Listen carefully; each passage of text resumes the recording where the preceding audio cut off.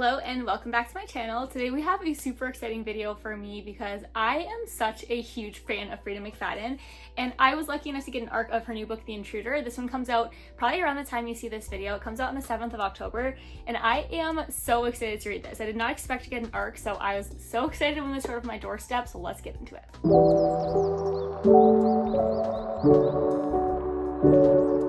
Alright, so this is going to be a reading vlog. I'm attempting to read this book in one day, which should be no problem at all because Freida's books fly by, and this book's only like 270 pages, so it should be a breeze to get through. I am going in completely blind. I don't like to know much about Freida's books before going in because they take such wild plot twists, and I always find it more fun to just have absolutely no idea what's happening when I'm starting to read it.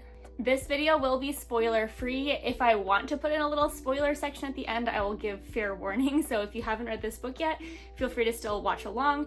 I love Freida's books, but there are a handful of her newer books that I haven't been the biggest fan of. So this will be a completely honest review and my thoughts. And I'm really hoping this one is a good one because I loved her last book, The Tenant, but I wasn't the biggest fan of her previous book before that, The Crash. So I'm hoping this one is as good as it looks because the cover has me completely sold. So let's get right into reading it, and I will check in with you guys as I'm reading.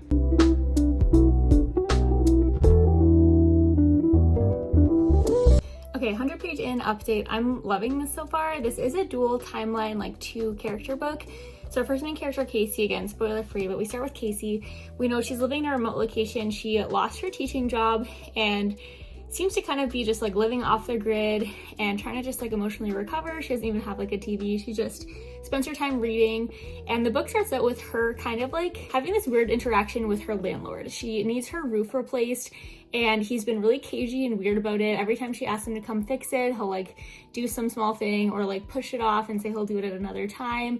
And he's always hitting on her and just being weird, and she hates it, but she doesn't have like a good alternative. The only other person who she could ask for help is her neighbor, who's always offering help, but he's also always flirting with her too, and so she tries to keep it platonic and doesn't want to owe him anything. So she's trying to get this roof fixed. She's just trying to get by, and there's this huge storm coming in that both her landlord and her neighbor are like concerned about her. They don't want her staying in this house because they think it's gonna like blow down because of the roof, and she is kind of like nervous about it too, but also doesn't want to take help from either of them. Now our other timeline is called Before, and I don't know before what, but we have this girl named Ella, and she is kind of in a toxic home situation. She's a teenager, and her mom is a very clear hoarder who is abusive to her, and her dad's not in the picture at all. And she doesn't want to tell anyone about her mom because she doesn't want to get taken away from her mom. She still loves her mom, even though her mom is incredibly toxic to her. But she is struggling, getting bullied at school. She's getting in trouble at school, getting in trouble at home. She's trying to just like live a normal childhood. She doesn't make an allowance, so she goes and like does chores for a neighbor and gets paid a few bucks a day to do that. Except the neighbors accuse her of stealing, and now she doesn't have like even those chores to do. And so we don't know what happened there, but it's pretty clear she didn't do the stealing, so you definitely feel for Ella. And then right early on, this still isn't spoilers, I've only read 100 pages and this is at page like 40, Casey's starting to think that there's somebody outside her home. She saw like a face in the window and she's kind of freaking out. She asked her neighbor to make sure it wasn't him, and he even lives like half a mile away and it wasn't him. And she starts to realize there's somebody in her shed. She like sees a silhouette of them, like the lights on or something, and it turns out it's Ella. Ella's there. She's covered in blood. She's like terrified, but she won't talk to her. She won't tell her like her full name or why she's there. She's being super cagey and avoidant of her questions, but she invites Ella inside because she's like, this shed is gonna blow down in this storm. Like the storm's already terrible. She can't get anywhere. She was gonna try to leave because the storm was picking up, and her landlord called her to be like, hey, I just booked you a hotel because like you can't stay there. It's not gonna be safe. And so she was like gonna try to leave, but she couldn't get the address from him in time before, of course, her phone lines dropped.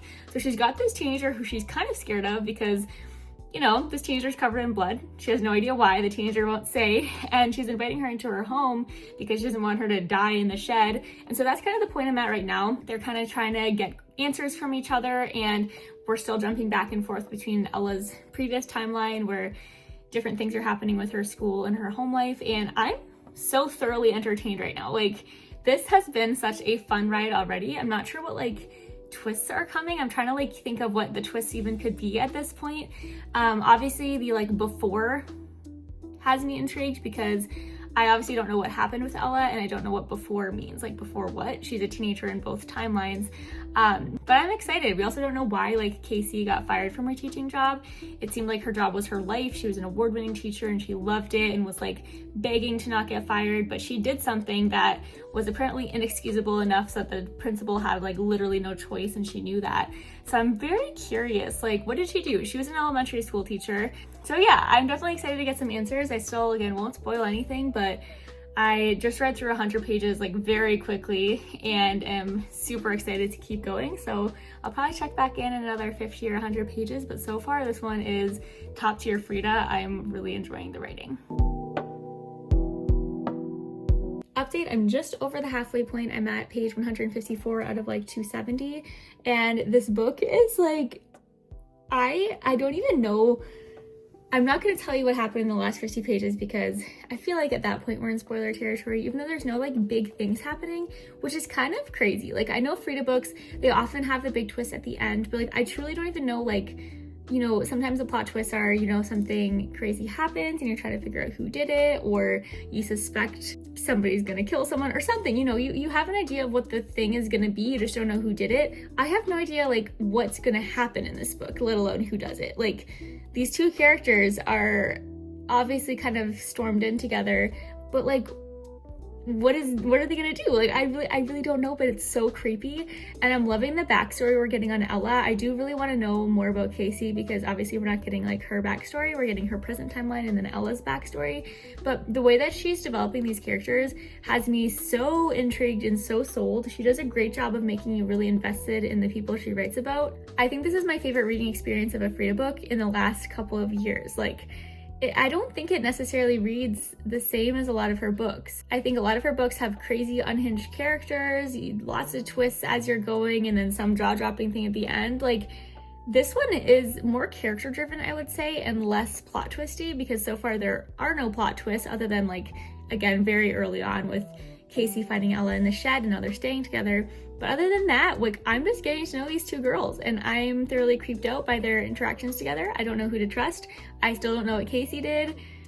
Ella's backstory and why she showed up with blood on her, still a mystery, but like, I'm having a blast. I do know a little bit more about Ella and her backstory, and I have like a guess of why she has blood on her, but I still don't even know that. So I'm having so much fun. Again, I'm over halfway done now and I'm gonna take a little break. Onyx has been outside this whole time. I checked on him like half an hour ago and he was still content, but I wanna make sure he can come inside if he wants to. But it's a beautiful fall day outside, so he's been kind of just thriving out there. But anyways, I have some other work to do and some housework, and I just got back from a trip and need to unpack. So I'm probably gonna take another, maybe an hour off, and then I'll finish this. It took me exactly 1 hour to get to this point. So I'm flying through this. It's gonna take me 2 hours to read this entire book, which is kind of crazy, but Freida's books always fly by. The chapters are really short, so there's lots of pages like this one where there's like practically a blank page every few pages. So I think that's why I'm flying through it. And the spacing is pretty big on it too, like the margins are big. So it's been fun though. I haven't had this much fun, again, reading a Freida in a while. Oh, there you can hear Onyx. Anyways, I'll check back in later, but so far so good. This has been such a blast.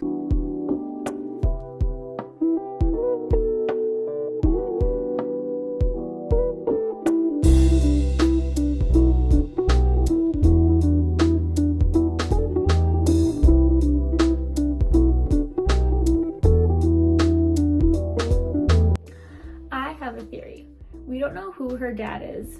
Her dad's name is John, so this is a far-fetched theory. There have to be some sort of like name change or going by a different name, but what if her dad is either Casey's landlord or her creepy neighbor, because she has been trying to find her dad in the previous timeline and her mom's been super cagey about it and basically saying that he, you know, went to prison, he's a horrible person, you don't want to know him.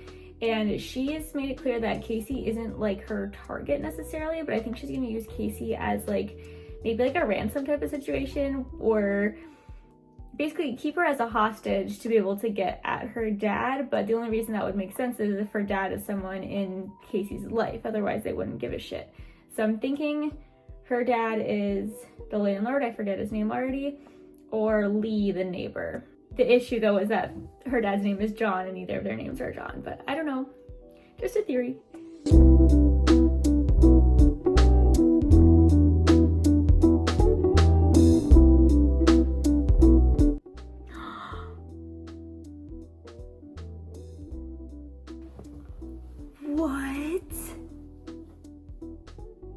How does she get me so good every freaking time?